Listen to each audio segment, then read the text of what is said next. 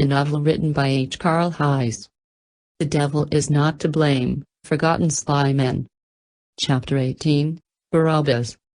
When a true genius appears in the world, you may know him by this sign, that the dunces are all in confederacy against him. Jonathan Swift.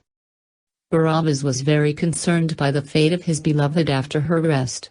He, later, joined in the crowd in order to witness to this mock trial, in stark defiance with the Roman occupiers. He hoped secretly that Jesus will save his beloved. Because of the bad name they had with the Roman occupier, the Zealots were acting undercover. As a fourth sect, the Zealots were founded in 6 BC by Judas of Galilee and Zadok the Pharisee.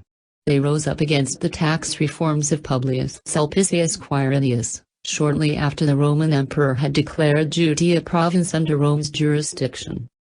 Because many Israelites were fed up with the house of the Lord being defiled by the heathens with the presence of the Romans, they supported the Zealots.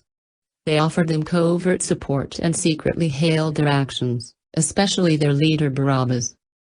The Roman ruled as criminal all Jewish political activities. For the Romans, it was a crime to aid in any way the Zealots. An edict was issued for that purpose by the notorious consul Publius Sulpicius Quirinius as his first official deed together with the census. People like Barabbas, in the eyes of the Roman occupier, were considered venom. They were most wanted and figured prominently on his blacklist of public enemy. An enticing price was offered to any person who could bring their heads or give out any information that could lead to their arrest. Therefore, it was not surprising that they chose to live in hiding. For them to show up publicly was tantamount to nagging the angel of death. They usually had the darkness as their ally in their war against the enemy in the house of the everlasting Lord. The consul Publius Sulpicius Quirinius was aware that his prestigious appointment to the rich Judea was not an outcome of lots casting. He owed his position partly to his open ruthlessness.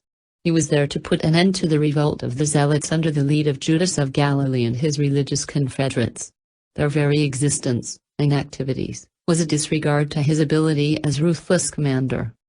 The Zealots aimed to propagate the mark of circumcision and to remove the abomination of the Romans. The consul was the ultimate solution. He valued people like Caiaphas who were cooperating with the Roman administration. He enjoined their Roman loyalty. What was unknown to many, the Romans as well as the Jews, was the double game of some people like Caiaphas. Officially, he was the mouthpiece of the chosen people. While they belonged to the Sanhedrin, they were flirting like whores with the Roman occupier for personal interest and security, while they were secretly abetting the Zealots for national interest. The Pharisees and the Sadducees were not engaged in open political activities. They had the Zealots as their instrumental allies against the Romans. Nevertheless, people like the chief high priest enjoyed dinner with God and buffet with Baal. He was a crook in every outrageous aspect of the word. The Essenes who deemed themselves pure despised all these groups, the Zealots, the Sadducees and the Pharisees alike. The Zealots for their violence, and the rest for their religious mismatch. Herod Archelaus, not at all the best type of ruling figure, was deposed by Rome and replaced by the none other than the notorious consul Publius Sulpicius Quirinius, better known with fright as the heathen. The arrival of the latter was a serious disenchantment for the Jews who expected a truce in their lives. After they partly engineered the sack of Herod Archelaus in some way, they expected a brighter future. They had denounced him to Augustus Caesar because the latter was interfering with the religious privileges of the Sanhedrin. This they did in the hope to have a leader favorable to their religious practices. The answer to their prayer was Quirinius. He far outweighed in cruelty and was worse than Herod the Great, who was only good at despising the just and an angry disdainer of the weak. The enchantment of the people of Judea with the sack and the banishment of Herod Archelaus gave way shortly after to an abysmal disappointment of being offered a less desired fate of being ruled by the heathen. For, after Augustus Caesar has deposed Herod Archelaus, officially, to appease the Jews, he sent in the consul Publius Sulpicius Quirinius. This very legate of the Roman emperor was given the important mission to have a better control of the region. Augustus Caesar wanted someone ready to show enough ruthlessness as expected from a Roman administrator in behest of his divine master, the imperator.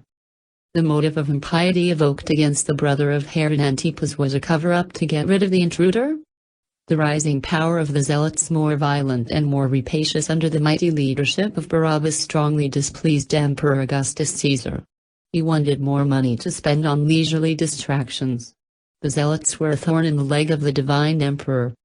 The inability of Herod Archelaus, a man of unstable character, to deliver a gruesome message to the Zealots was part of his disgraceful downfall.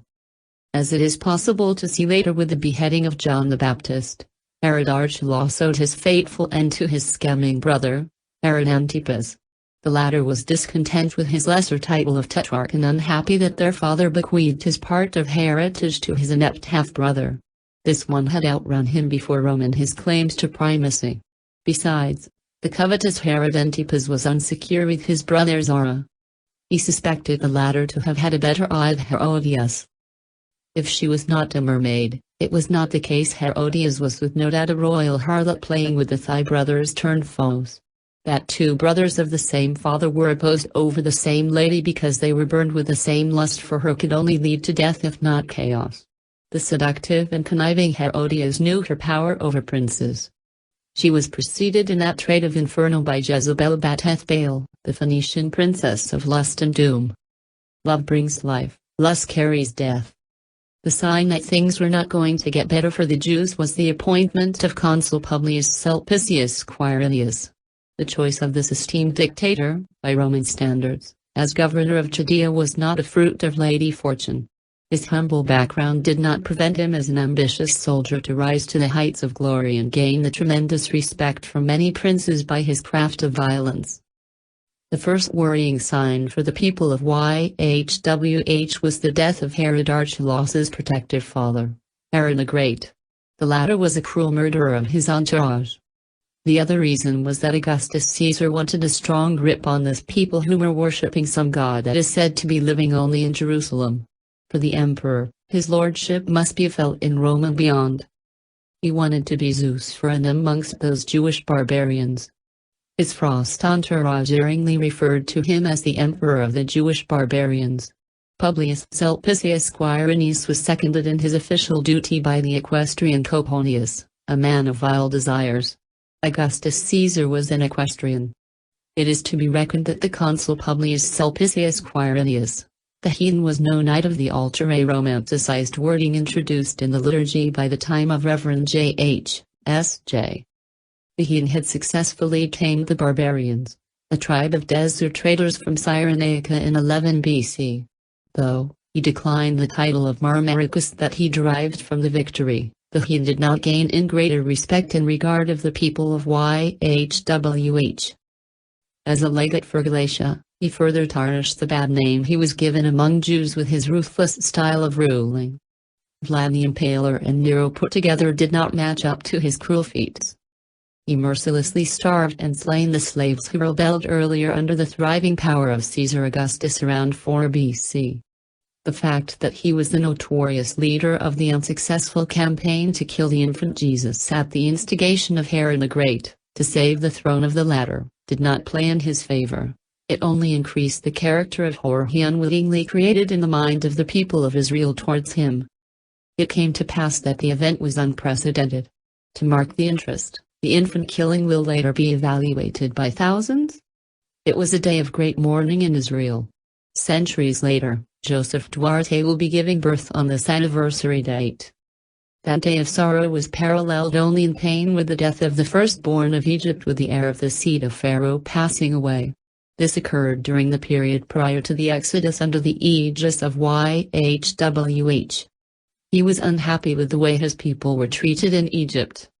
Maybe, this time again, YHWH will help them get rid of the enemies of his people, the people of God.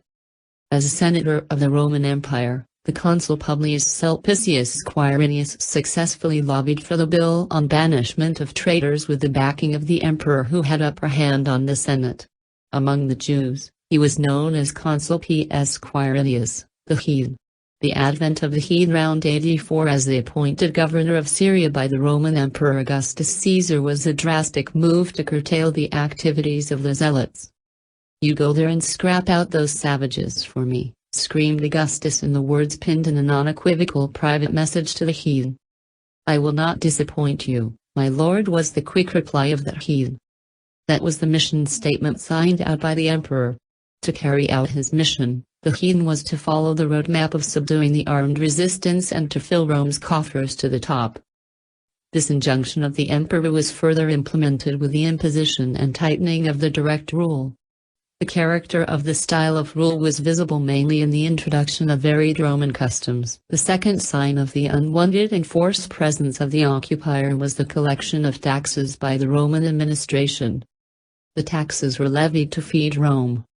The Romans were assisted in such duties by some indigenous peoples like Zacchaeus, the chief tax gatherer, and Matthew son of Alphaeus, the tax collector who later joined Jesus.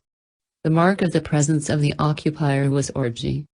The Roman occupiers exported their customs of orgy in the land of Israel to the great discontent of the chief priests, at least those loyal without pretense to their god. People like Caiaphas, pronged Epicurean and masters in fraud, were ardent partakers in the Roman nightly orgies. Disguised like masquerades, at the favor of darkness, they joined in the Romans in unholy orgies under the cover of the night.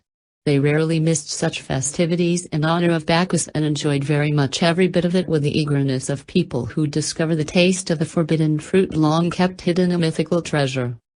Jesus was aware of what they hid in their evil hearts. Very wise. He did not want to expose the direct duplicity of the elders but left them to the remorse of their conscience by a smart alignment of wise saying. "I beseech you in the name of the YHWH, God of the living and the dead, that the one amongst you who is without sin should first cast out the stone." Who will make the controversial move? For a surprise, it was simply an unexpected turn. Not only it would be difficult to stone the lady, but also the secret desire of bringing ridicule on this arrogant false prophet was fading away. This was a sweeping counterattack and a smart answer given to people who deemed themselves smarter enough to have the local magician and crowd deceiver cornered in disgrace. What? Unbelievable. We are in trouble. All the gathered stones were dropped one by one.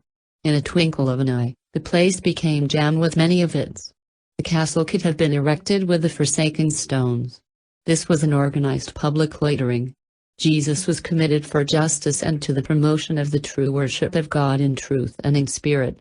He was thereby above the petty schemes of the blind leaders. He did not want to be part of an unjust conspiracy against an innocent. It looks as if we were witnessing another remake of the story of Susanna as exemplified in the account of the deeds of the prophet Daniel in the 13th chapter of the eponymous book. The Book of Daniel, the Greek, is not accepted by some churches as part of the canon of the Bible. Other Christian believers strongly opposed its content, though they found it quite enriching and very entertaining. Nevertheless, it is for them an apocryphal book. They withdrew without much ado from the canon of the Bible.